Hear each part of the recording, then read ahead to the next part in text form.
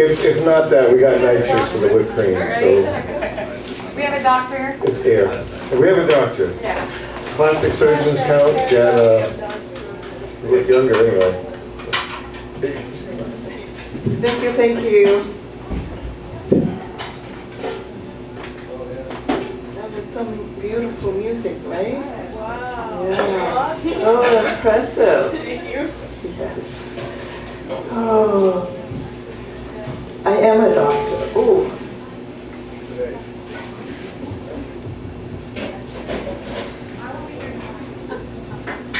Alcohol. It's not one instrument that I don't wipe down before I use it, okay? That's the point.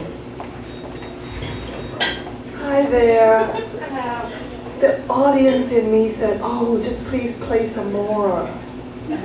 But the performer in me said, when are they going to stop playing? When's my turn?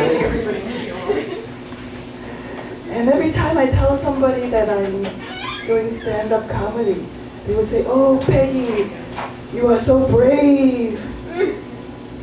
I'll tell you what's scary about me doing stand-up. Me driving to get here. We Asian drivers have such a reputation all over this country. Well, I come from LA. And we are not used to seeing a lot of rain. We have drought for years and years. So one time it started raining, and I was on 405. I was about to exit. I slowed down to exit. And I was rear-ended by a Chinese driver. From China. We exchanged driver's license. What is this? Where am I going to claim my whiplash now? Anyways. And I'm not even Asian. I was born a British subject, which is not the same as an English girl. And now, I'm a US citizen. Thank you. Which I found out is not the same as an American woman. I was born in Hong Kong, and Hong Kong was a British crown colony.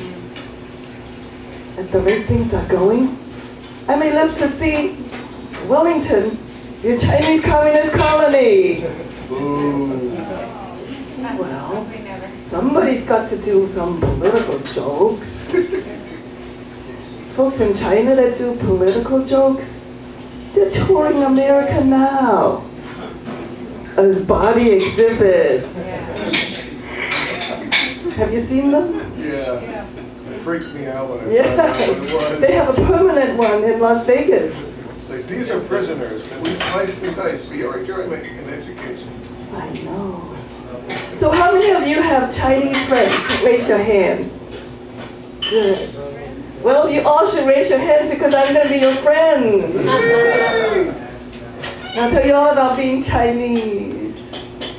Growing up in China, Hong Kong, I was taught to hold a low profile, don't make waves, don't cause any trouble, don't make a scene. I learned my lessons so well that for most of my life, I was practically invisible. Especially when I stand sideways. Thank you. Just tell us that for everyone else. And look at me now, standing up for myself, doing stand-up. But I have a day job. By this time in the evening, my brain wants to do stand-up. My body's ready to lie down. I work a half day from 8 to 8. Last week I was here so late, I didn't even get to come on to the stage. Well, you would have been empty room. Yeah. So here I am. Thank you so much.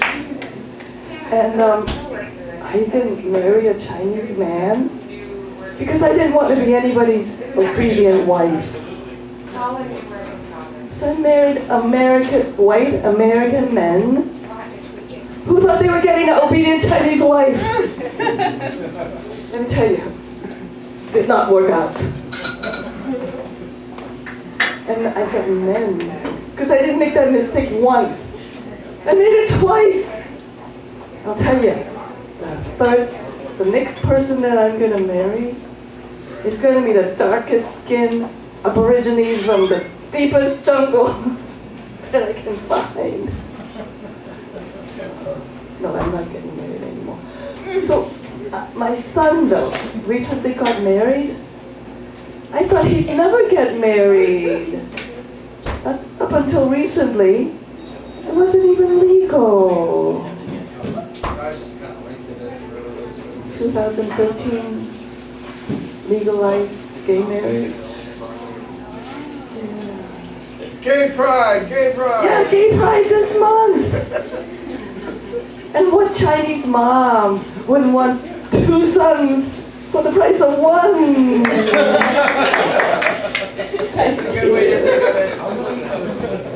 My son-in-law, we go shopping at TJ Maxx and decorate the house.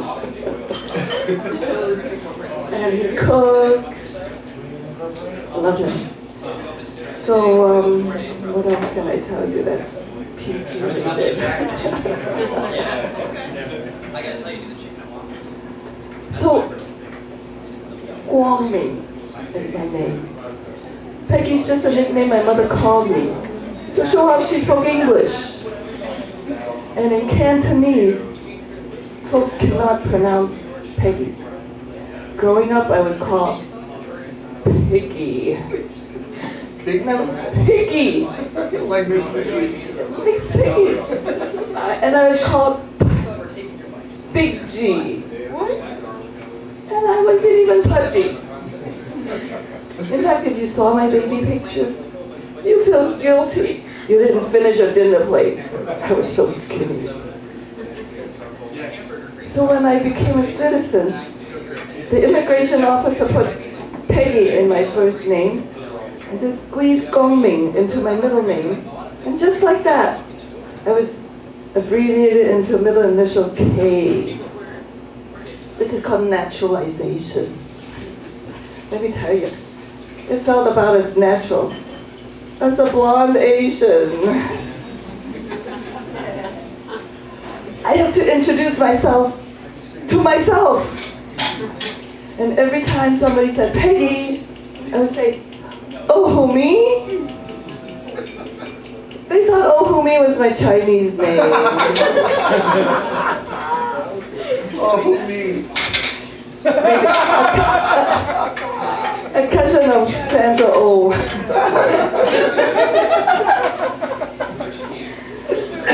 And how many of you know the Asian comedian like Margaret Cho, Alice? Anyways, I can't do those jokes because you're children. Have you seen those comedians? Their material? Well, but the thing is, if I don't do those material, I'll never be able to get my own TV show. And let me tell you, as a surgeon, a physician, I can talk very graphically about sex. I can pull out bar graphs, pie charts, and don't even get me started on the flow sheets. I talk graphically. Look at the graph. Heart rate, respiration. Yeah. So, I was a straight A student. I graduated college summa cum laude, and I'm a board-certified plastic surgeon. And now I'm finally the woman I dreamt that I always dreamt to be. A Dixie blonde. And I looked up I was a plastic surgeon in Beverly Hills. So I looked up the word lucrative, okay? And Google gave an example of a lucrative career as a stand-up comedian. Yeah, do you know how much money Dave Chappelle and Chris Rock brings on their Netflix show? There would not be enough plastic surgery that I can crank out to make that kind of an income. So folks, I'm working on my second career now. And they say it takes an average about 20 years to get to that point.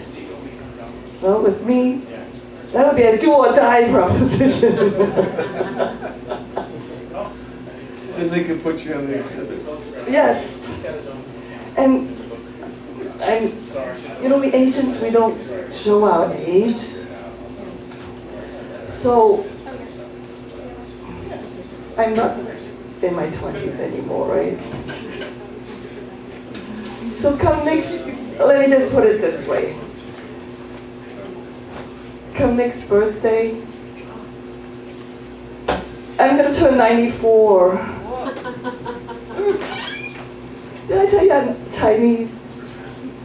If I lie about my age, I lie forward. I don't lie backward. I get more respect that way, okay? Wow, she looks good. Yeah, see? See what I mean? So, my daughter though, as I said, she's no straight A. Because she's half Chinese, half Tennessee hillbilly. And in high school, I don't mind B's, not even C's. She was all D's. In fact, the bra fitter said she would fit in an F cup. But no child of mine is bringing home an F. So in my career as a plastic surgeon, I put her in the front office. And she booked me a lot of patients looking for natural looking breasts. And at the height of my career in Beverly Hills, my specialty is a trans-umbilical breast augmentation. I do a breast augmentation through a woman's belly button. Yeah, I can squeeze a D-cup implant into her chest through her belly button. Yeah. If I was business savvy, I should have trademarked that procedure after my name. My middle initial is K. I should have called it the Peggy Ching procedure. Ka-ching. Ka-ching, ka-ching, ka-ching. But I can't sell a product that I don't believe in. Like, come on. Does this look like a woman who believes in boob jobs? I get so embarrassed that patient would ask me. I go to work wearing padded bras because they would say, "Oh, Dr. Ching, why don't you have breast implants?"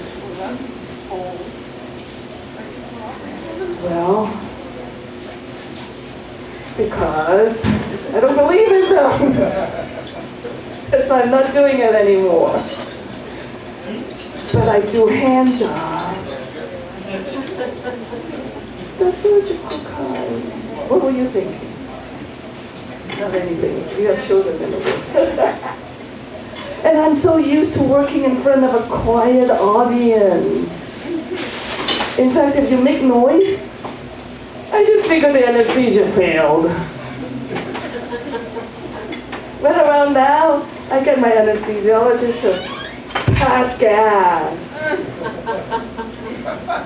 Anesthetic gas, nitrous oxide.